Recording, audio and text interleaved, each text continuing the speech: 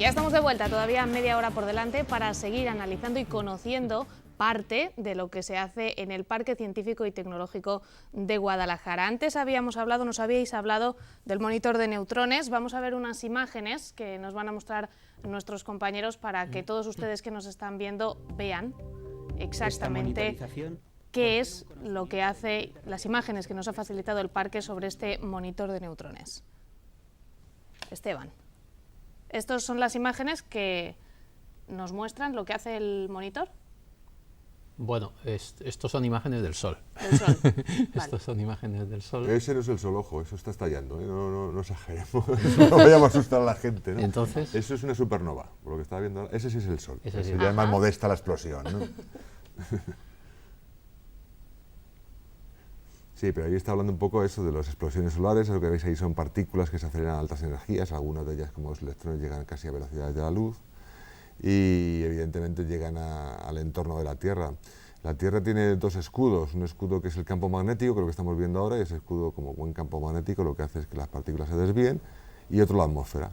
Pero las de muy alta energía, sobre todo las que se producen en el cosmos, no en el Sol, son las que son capaces de atravesar ese escudo, el del campo magnético, y también el de la atmósfera, y llegar a Tierra. Lo que pasa es que al chocar con las partículas que hay en la atmósfera, con los átomos y las moléculas de oxígeno, de nitrógeno, pues se parten, es como si fragmentáramos un pequeño puzzle en 1000 piezas, y esas piezas pequeñitas suelen ser neutrones, y esos neutrones son los que llegan a Tierra y son detectados por lo que estamos viendo ahora. Por eso es uno de los cilindros que hay en el monitor, que a eso te puede dar ya más explicaciones, Esteban, de lo que pesa sobre todo cada uno de esos tubos, ¿no? Y esos, sí, bueno, el monitor ahí lo veis cómo van saliendo, son en total 15 detectores, que bueno, tienen lo más característico, lo que más nos costó.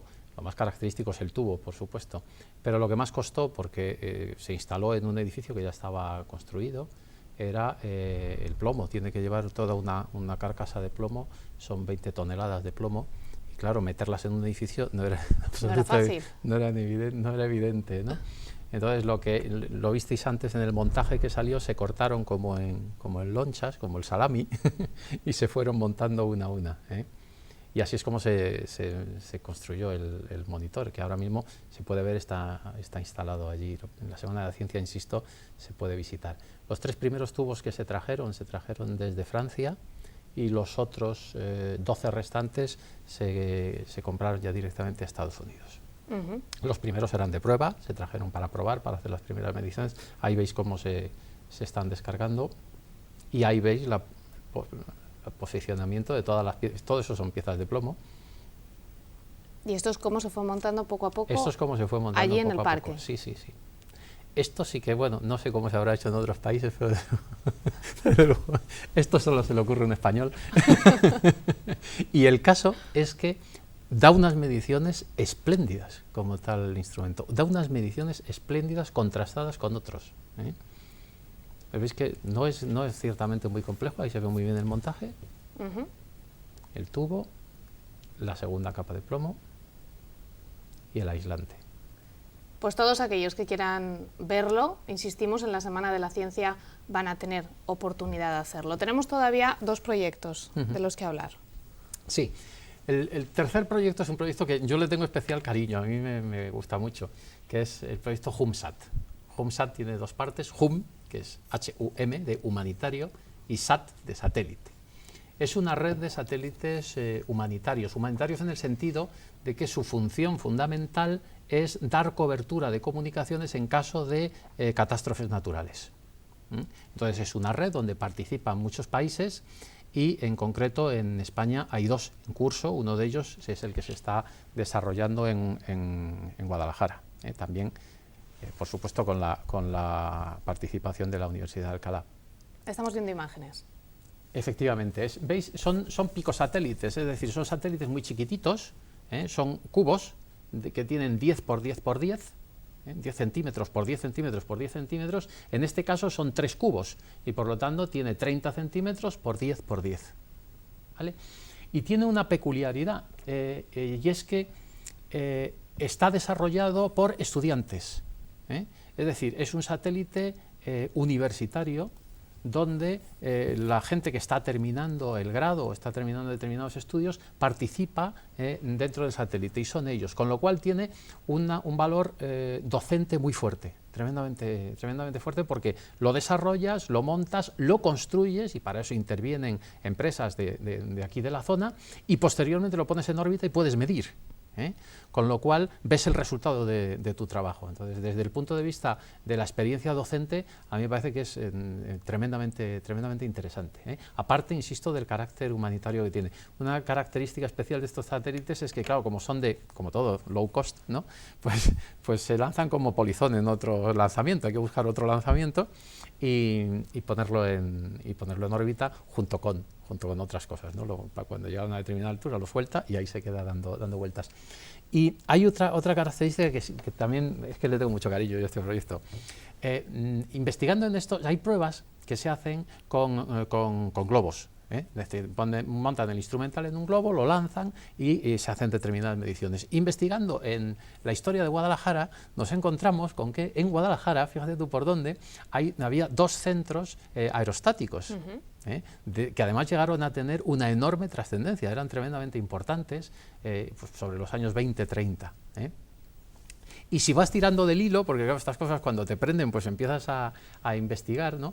Pues resulta que nos encontramos con un traje aerostático, que es el primero que se crea en Guadalajara y que le tienen los señores de la NASA en un museo como un antecedente de los trajes espaciales. O sea que podríamos presumir de que un antecedente, evidentemente no es lo mismo, no es lo mismo, pero un antecedente procede de investigaciones que se hicieron en Guadalajara cuando estaba aquí instalada la Academia Militar de Aeronáutica, que era donde se desarrollaban todos estos temas.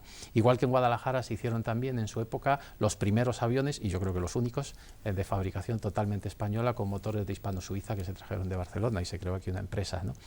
Entonces, claro, nuestro sueño y nuestro interés era poder reutilizar las bases que tenemos, las bases que hay en Guadalajara, para poder volver a hacer pruebas en aerostáticas para probar instrumental que posteriormente se puede poner en órbita. Estamos enfrascados en eso y yo creo que podremos sacarlo. Es un proyecto. Es un proyecto y además es un proyecto que enlaza con la memoria histórica de una ciudad. Porque cualquier cosa que hagas en el fondo se ve mucho más respaldada cuando la gente sabe que hay una historia detrás. O sea, que Guadalajara no ha caído del cielo y han dicho, anda, me he quedado aquí. No.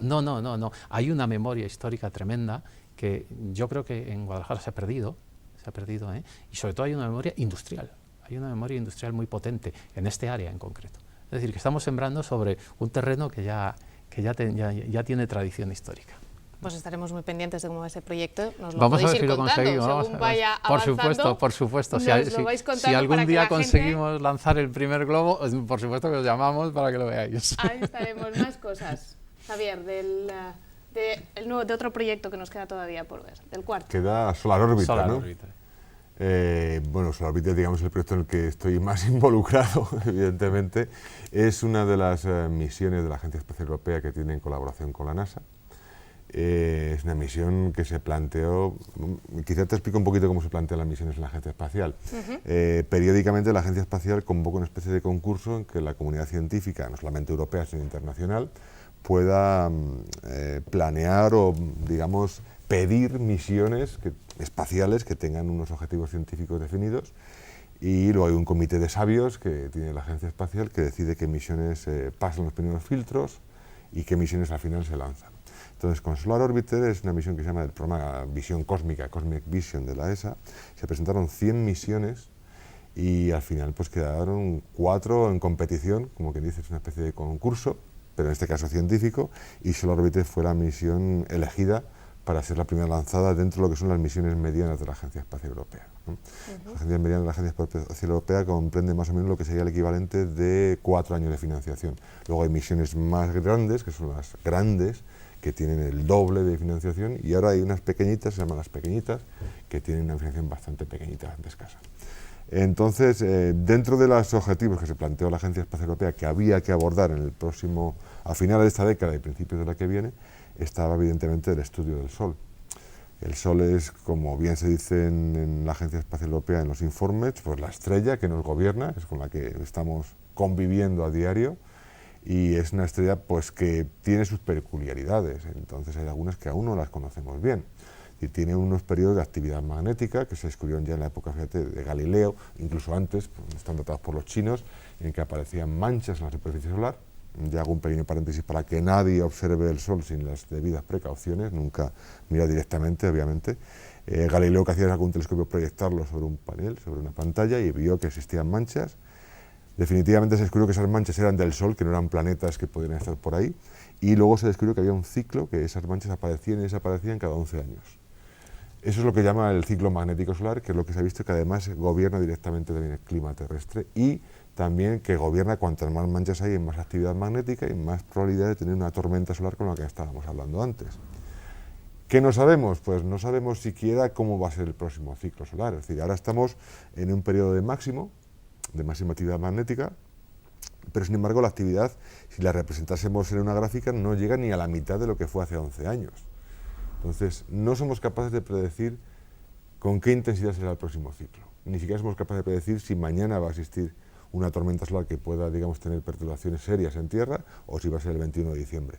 No lo sabemos. Entonces, hay una serie de cuestiones que son el funcionamiento de la estrella, de nuestro Sol, el por qué, por ejemplo, el Sol tiene una superficie y una atmósfera. Quizá poca gente sepa que tiene atmósfera, pero esa corona, llamada corona solar, como digo yo, su parte más majestuosa, ¿no? La corona, que representa quizás en todos los dibujos, como esos rayitos que salen, que se veían en los eclipses, pues es la atmósfera solar realmente, ¿no? Es una atmósfera que se extiende, nos envuelve, y al estar metidos en su atmósfera estamos, por así decirlo, pues a su merced de lo que pueda ocurrir, ¿no? Entonces, todo este tipo de cuestiones, prever las tormentas solares, prever cómo puede ser la próxima actividad solar, prever si el flujo de energía que sale del Sol sube, baja, se mantiene constante, porque eso tiene una influencia también definitiva en el clima terrestre. Estamos hablando, como bien sabes, de cambio climático producido por la actividad humana, por digamos, el efecto invernadero, que es pues, incuestionable, pero evidentemente tenemos que recordar que quien gobierna toda la energía que viene a la Tierra es el Sol, es nuestra estrella, con lo cual cualquier pequeña variación en la energía, ya sea hacia más subida de temperaturas o hacia menos bajada de temperaturas, afecta directamente el clima, ¿no? Todas estas cuestiones están sobre la mesa y la Agencia Espacial decidió que la primera misión que tenía que lanzar tenía que ser una misión que abordara con ciertas garantías del éxito el poder responder a todas estas cuestiones. No mañana, sino que esta misión será lanzada en 2017 previsiblemente, a finales de esta década. Empezaremos a tener datos a finales también, 2019-2020, con lo cual los primeros modelos teóricos, siempre los físicos hablamos de modelos teóricos que van a ser cotejados frente a los datos que tome la misión, serán a principios de 2020 y esperemos que para el siguiente ciclo ya seamos capaces de predecir justamente si va a ser intenso, si va a ser, para empezar, ¿no?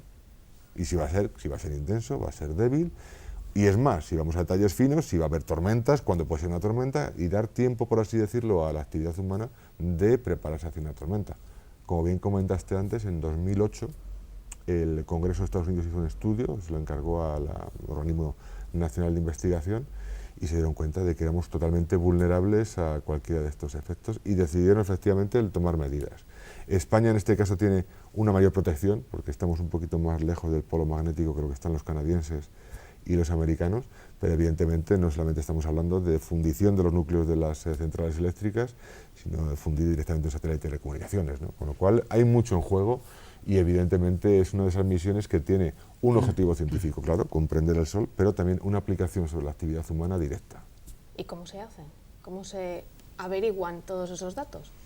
¿Qué es lo que utilizáis? Datos, primero usamos una nave espacial. Hay que ir hacia allá en una nave espacial y una vez que está diseñada la nave espacial, la cargamos con instrumentación científica. Entonces hay 10 instrumentos científicos que fueron seleccionados hace ya 7 años.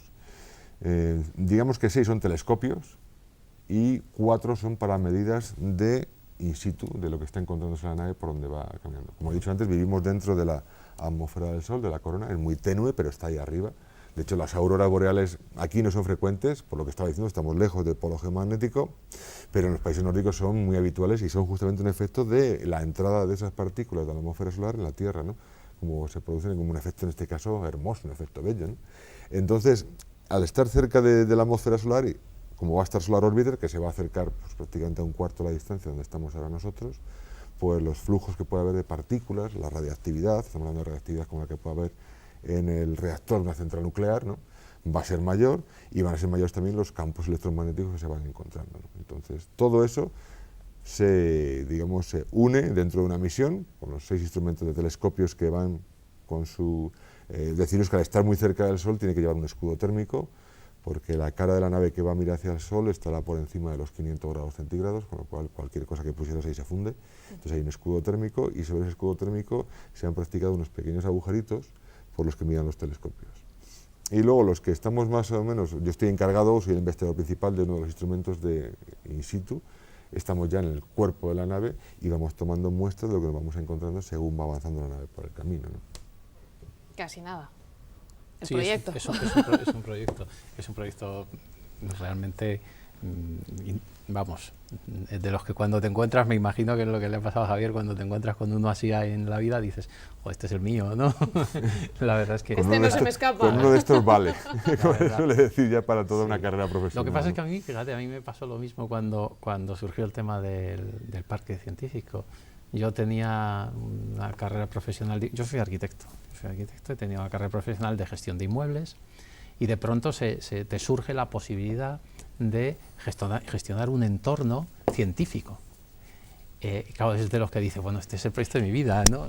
Pues vas como... Uy, no sé si se nos ha caído el micro, pero es un problema técnico, te lo coloco yo, no te preocupes. Vamos a ver. Arreglado. ¿Vale? Arreglado. Vale. Podemos continuar. Entonces, te planteas en ese momento que es el proyecto de tu vida, ¿no? Luego, el devenir es como es, y va mejor o peor, y va saliendo adelante. Pero lo que sí que es cierto es que, y eso yo es que es algo que me gusta transmitirlo, que lo tremendamente interesante, lo tremendamente emocionante, porque es que es emocionante, de poder escuchar a gente que te está contando proyectos, pero no proyectos...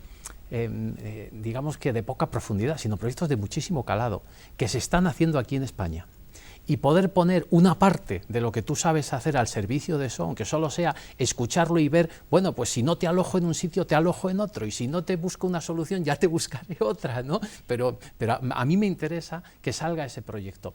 Yo creo que necesitamos entusiasmarnos con proyectos, y para eso no hay más remedio que conocerlos. Hay que estar en contacto con la gente, y la gente que lleva un proyecto te lo cuenta. Si es que, ¿cómo te lo va a contar si le encanta lo que está haciendo? Te lo cuenta, claro, si tú no lo escuchas, pues nada, sigues en tu rutina de siempre. Pero en la actividad científica tiene un atractivo enorme para los mismos científicos y para todos aquellos que les podemos proporcionar servicios para sacarla adelante. Yo no sé cómo explicar esto, ¿no? Yo siempre digo que a mí me gustaría algún día entrar en un bar y, además de oír a una persona que se sabe cuánto ha costado el último fichaje de un equipo de fútbol, que me parece estupendo. Contra el fútbol es difícil luchar, ¿eh? Por eso, ya te digo. Me parece estupendo. Si y a mí me gusta mucho, pero que también supiera que al lado de donde él vive, en Guadalajara, resulta que se están haciendo determinados proyectos de un determinado calibre. Y que a lo mejor se podía sentir identificado con ellos. No le está diciendo a nadie que sea físico o astrofísico o se dedique a la física nuclear. Nadie le está diciendo eso. Le está diciendo que esté al tanto de eso, igual que está al tanto de otras muchas cosas que pasan en el entorno social, ¿no? Entonces, esa sensibilidad social, hoy por hoy, yo creo que todavía nos falta. Yo creo que todavía nos falta. Y eso es lo que tenemos que sembrar para gente directamente involucrada en el ámbito científico, u otros que tenemos otras profesiones, pero que podemos colaborar en ese ámbito, que tenemos mucho que aportar ahí, dando alojamiento. Yo no sé si, bueno, yo tengo que citarlo, ¿no? Tenemos una directora técnica que es Edurne, que está por ahí, que claro... Que no la ven, pero está. Está. Es abogado, ¿eh? Bueno, y lleva la parte técnica, que significa que cada vez que entra un proyecto, se lo aprende.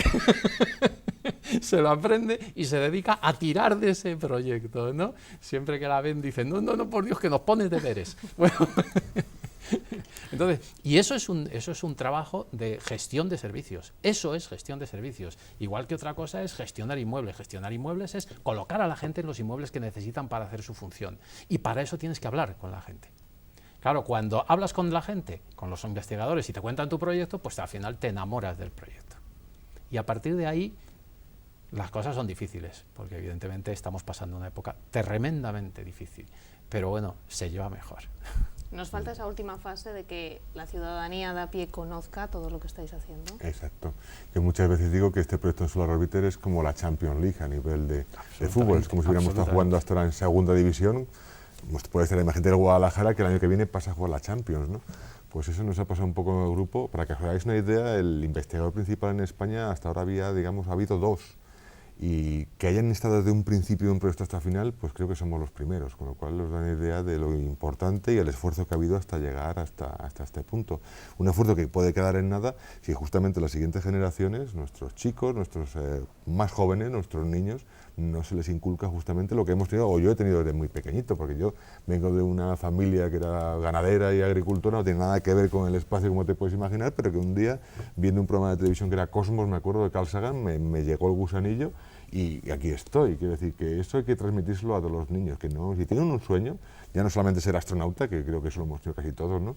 Sino el de decir, yo me quiero dedicar a esto, ¿no? Pues que para adelante, que se puede llegar y se puede hacer, a pesar de que no estemos quizás en la sociedad más propicia para ello, como lo podemos comparar con una sociedad como la alemana, en que sí hay un cariño más, digamos, intenso hacia sus investigadores y hacia sus tecnólogos que podamos encontrar en España, pero vamos, que aún así se puede hacer, ¿no? Y entonces creo que es una obligación tanto de las autoridades políticas como de los investigadores que hacemos la investigación, el enseñársela, e insisto, y sobre todo a los más pequeños, ¿no? Eventos como la Semana de la Ciencia ayudan a dar ese paso. Con esa función, con ese objetivo Igual hay que hacerla más veces al año. Nosotros con hacerla una vez tenemos tenemos bastante. Sí, hace 2 años nos encontramos con que la Semana de la Ciencia, que se hace de forma sistemática en muchos sitios, pues aquí por las razones que fuera se había dejado de hacer, ¿no? Entonces nos propusimos relanzarla. El año pasado se lanzó con mucho miedo porque no habíamos hecho un evento de ese tipo, ¿no? Y resulta que tuvo una acogida terrible. Lo focalizamos sobre todo en institutos, en centros de formación profesional, y fuimos recibiendo grupos. Se volcaron los mismos investigadores que hay en el parque, que son los que se lo contaron, ¿no? Y la verdad es que ese contacto entre el chaval que viene de un instituto o de un centro de formación profesional, que puede ver lo que se está haciendo allí y que sobre todo conoce a la persona que lo está haciendo, pues ese contacto es el más enriquecedor, porque lo que te convence no es el plan de estudios, lo que te convence es la persona que te lo cuenta. Claro. Y entonces aquí debieron convencer a muchos, no sé, algún día mediremos los efectos, ¿no? Y este año lo hemos vuelto a retomar, relanzamos la Semana de la Ciencia, la primera quincena. Es una semana que para ser paradójica dura 2, pero bueno, se sigue llamando la Semana de la Ciencia, que son los primeros 15 días del mes de noviembre. Tenemos 2 áreas, una que es espacio, y otra segunda que también es interesante, que un día hablaremos de ella, que es biotecnología. Y bueno, pues ahí esperamos que este año podamos ampliarla, queremos salir de nuestro propio recinto, es decir, que cojan el testigo en otros sitios, y pues estuvimos hablando hace poco con la UNED, y la UNED ofreció también ellos participar, y ya sacábamos actividades de nuestro recinto. Nos gustaría que determinadas empresas también ofrecieran, es decir, que la Semana de la Ciencia no es nuestra, evidentemente, y al revés, lo que queremos es ir contagiando el tema en otros ámbitos. Pero en este caso estáis apostando por relanzarla. Sí, este año ya está en marcha. Sí, este año está en marcha. Ese contacto directo con chavales de institutos, tú como investigador lo has y más tenido, pequeños, has hablado con ellos, y más pequeños, ¿cómo es? ¿Se quedan con los ojos abiertos, muy abiertos, cuando les cuentas determinadas cosas? Yo, fíjate, en este último mes he dado 4 conferencias, 2 de divulgación y 2 a colegas, ¿no? Por decirte con eso que no es algo que me resulte extraño, ¿no?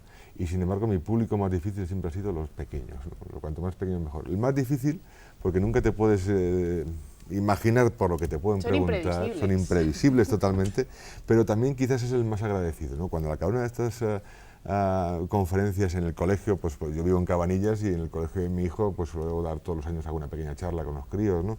Y se me acerca uno con los ojos como platos preguntándome por agujeros negros, por galaxias, o cómo hay que hacer para ser astronauta o para estudiar las estrellas. Digo, bueno, vamos por el buen camino. Eso ya me ha merecido, digamos, toda mi preocupación antes de dar una charla, y que me la entendiesen al nivel que tenía que darla, con lo cual es de uno de los públicos más agradecidos, y ese material, como digo yo, está ahí, ¿no? Otra cosa es cuando comparas España, por ejemplo, a nivel de potencia europea, que está en el 5.º lugar aproximadamente, con el lugar que ocupa a nivel europeo en ciencia, que está mucho más atrás. hay algo que no está funcionando ahí. ¿Qué es lo que está pasando? Que en ciencia no somos tan buenos como el resto de nuestros colegas. Tendríamos que estar ahí con Italia más o menos peleándonos y estamos mucho más abajo. Con lo cual, evidentemente, hay que estudiar por dónde puede venir. Genéticamente estemos igual de preparados que los demás y la prueba es que cuando se nos dan oportunidades, ahí estamos, ¿no? Con lo cual yo creo que es un poco quizás el desde pequeños empezar a inculcar que esa curiosidad de los críos nunca desaparezca, que la tengan siempre y que luego tengas una sociedad, por así decirlo, que recompense justamente la actividad que están haciendo los investigadores que tiene, en este caso poquitos, pero que estamos, ¿no? ¿Algún mensaje final que querráis lanzar al ciudadano que nos está viendo? Al margen de que se pase por la Semana de la Ciencia, al margen de que se pase por la Semana de la Ciencia. Ya lo digo yo. Yo no sabría, lo que yo intento siempre es contagiar un poco el gusanillo. A mí me parece que esto no es una actividad de un día me da un ramalazo y me estoy entusiasmado y al día siguiente me he olvidado. No, te tiene que entrar el gusanillo. La ciencia prende muchísimo y no está reservada, insisto, no está reservada solo a aquellos que hacen el desarrollo, la investigación, etcétera, sino que hay un entorno de gente, de profesionales alrededor, tanto divulgando como dando alojamiento a esas investigaciones, como ofreciendo servicios, que ese entorno es el que hace falta. Porque es algo que hay que cultivarlo, ¿no? No es decir, bueno, pues te doy un presupuesto y ya con eso te apañas. No, es que eso no vale. Claro que el presupuesto es fundamental, por supuesto que sí, ¿eh? Si no, no vamos a hacer nada. Pero es cierto que hay que involucrar, hay que concienciar a un montón de profesionales alrededor y a todo el público en general en que todos desde su actividad pueden colaborar, unos en mayor y en menor medida, y sobre todo todos tienen que ser conscientes de que de eso, posiblemente de eso, esté dependiendo el futuro del país. A corto plazo, quizás no tanto, pero a medio, sí, sin lugar a dudas. Ahí es donde hay que apostar. Y yo ya prefiero que sea alguien que realmente hace eso como trabajo diario el que cierre el tema. Tú lo has dicho, vendemos ya software, vendemos ya programación a los alemanes. Es un ejemplo claro de dónde podemos llegar, no estar, ¿no? Entonces, pues nada, suscribir totalmente las palabras de Esteban y animar a la gente pues que se pase por allí y vean pues en qué estamos entretenidos estos días, ¿no? Y que les pregunten todas las dudas que tengan, que ahí estarán ellos, los investigadores, para poder contestarles. Hasta aquí nuestro tiempo de debate. En esta ocasión, muchísimas gracias a los dos, Esteban Ruiz y Javier Rodríguez Pacheco, por acompañarnos y por ayudarnos a entender y a conocer algunos de los proyectos que se están llevando a cabo tan importantes en este Parque Científico y Tecnológico de Guadalajara. Muchísimas gracias. Gracias a vosotros. Gracias también a ustedes una semana más en esta pequeña ventana que hemos abierto al mundo de la ciencia, pero que ya les adelantamos no será la última. Buenas noches y hasta la semana que viene.